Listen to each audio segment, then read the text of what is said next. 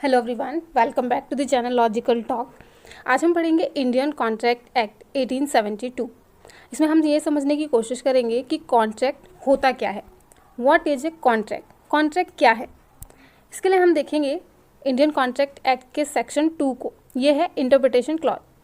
इसका section 2H कहता है that N agreement enforceable by law is a contract, यानी कोई भी एग्रीमेंट जो कानून के द्वारा प्रवर्तनीय होता है वो कॉन्ट्रैक्ट है। जो एन एग्रीमेंट होना चाहिए और वो इन्फोर्सिएबल बाय लॉ होना चाहिए।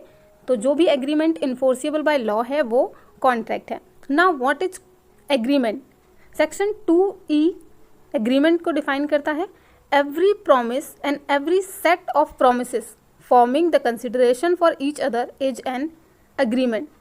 प्रॉमिस या सेट ऑफ प्रोमिसेस जिसमें एक दूसरे के लिए कंसिडरेशन भी हो वो क्या कहलाता है, एक एग्रीमेंट कहलाता है।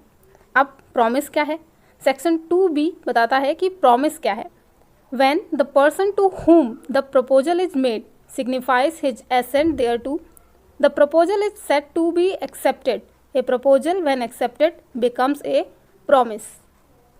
मतलब वो व्यक्ति जिससे प्रपोजल दिया जाता है वो किसी काम को करने या ना करने के लिए जब अपनी रजामंदी दे देता है, जब प्रपोजल को एक्सेप्ट कर लेता है तो वो क्या बन जाता है, प्रॉमिस बन जाता है।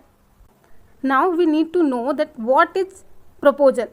सेक्शन 2A बताता है कि what is proposal. When one person signifies to another his willingness to do और to abstain from doing anything with a view to obtaining the assent of that other to such act or abstinence, he is said to make a proposal. एक व्यक्ति जब दूसरे व्यक्ति से कुछ करने या कुछ ना करने की इच्छा जाहिर करता है उस दूसरे व्यक्ति की अनुमति जानने के उद्देश्य से, इस उद्देश्य से अपनी इच्छा जाहिर करता है ताकि वो दूसरा व्यक्ति उस पर अपनी इच्छा जाहिर सके, उस पर अपनी अनुमति दे सके कि वो ये करना चाहता है या नहीं। तो वो क्या कहलाता है, ये प्रपोजल कहलाता है, वो एक प्रपोजल बन जाता है। आइए हम इसको एक सिंपल एग्जाम्पल के थ्रू समझने की कोशिश करते हैं। यहाँ पर A है, एक B है। A B से कहता है कि मैं अपना मकान 5 करोड़ में बेचना चाहता हूँ। A ने ये बात B से इस उद्देश्य से कही है कि इस पर B अपनी अनुमति जाहिर कर सके। तो ये क्या हुआ, प्रपोजल। यहाँ पर A प्रपोजल दे रहा है तो A को हम बोलेंगे प्रॉमिसर। जो प्रपोजल देता है उसको प्रॉमिसर कहते हैं और जो प्रपोजल एक्सेप्ट करता है उसको प्रॉमिसी कहते हैं। ये इंडियन कॉन्ट्रैक्ट एक्ट के सेक्शन 2C में बताया हुआ है। अब B ये कहता है कि ठीक है, मैं ये मकान 5 करोड़ में खरीदने के लिए तैयार हूँ। मतलब B ने प्रपोजल को एक्सेप्ट कर लिया। यहाँ पर B क्या बन गया, प्रॉमिसी। A है प्रॉमिसर। अब यहाँ पर ऑफर भी है और एक्सेप्टेंस भी है। A ने ऑफर दिया एंड B ने उसे एक्सेप्ट कर लिया। तो ये क्या बन गया, एक प्रॉमिस बन गया। इस एग्जाम्पल में घर बेचा जा रहा है तो घर ऑब्जेक्ट है और घर के बदले में B क्या देगा, 5 करोड़ रुपए देगा। तो मनी यहाँ पर क्या है, कंसिडरेशन है। तो अब हमारे पास ऑफर भी है, एक्सेप्टेंस भी है और कंसिडरेशन भी है। तो जहाँ पर ऑफर, एक्सेप्टेंस एंड कंसिडरेशन है वो क्या बन जाता है, एग्रीमेंट बन जाता है। तो ये एक एग्रीमेंट हो गया। अब हमें देखना है कि ये एग्रीमेंट कॉन्ट्रैक्ट कैसे बनेगा।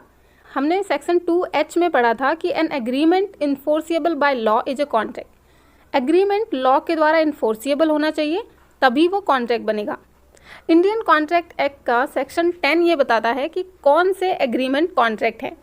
Section 10, what agreements are contract. All agreements are contracts if they are made by the free consent of parties competent to contract for a lawful consideration and with a lawful object and are not hereby expressly declared to be void।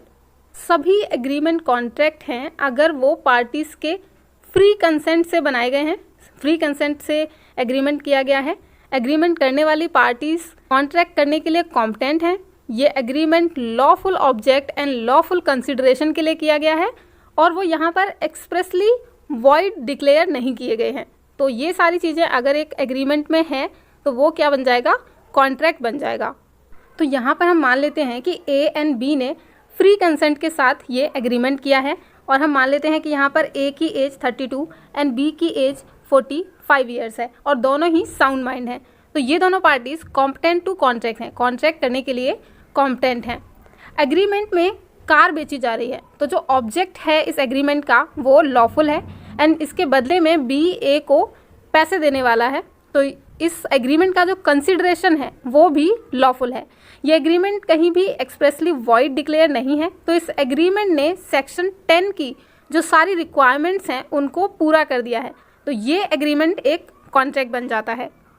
तो यहाँ पर ए ने offer दिया car बेचने का, B ने उसे accept किया, यहाँ पर ऑब्जेक्ट है कार, कंसिडरेशन है मनी, यहाँ पर दोनों ने अपने फ्री कंसेंट से कॉन्ट्रैक्ट किया, दोनों पार्टीज़ कॉन्ट्रैक्ट करने के लिए कॉम्पिटेंट हैं, इनका ऑब्जेक्ट एंड कंसिडरेशन दोनों लॉफुल हैं, तो ये बन जाता है हमारा एक valid contract. Section 10 essentials of contract बताता है, जिसकी रिक्वायरमेंट्स को पूरा किए बिना कोई भी एग्रीमेंट कॉन्ट्रैक्ट नहीं बन सकता।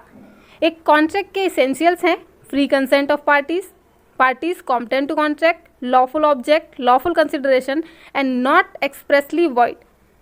इन सभी इसेंशियल्स को हम नेक्स्ट वीडियो में डिटेल में डिस्कस करेंगे। Thank you, bye bye, stay tune.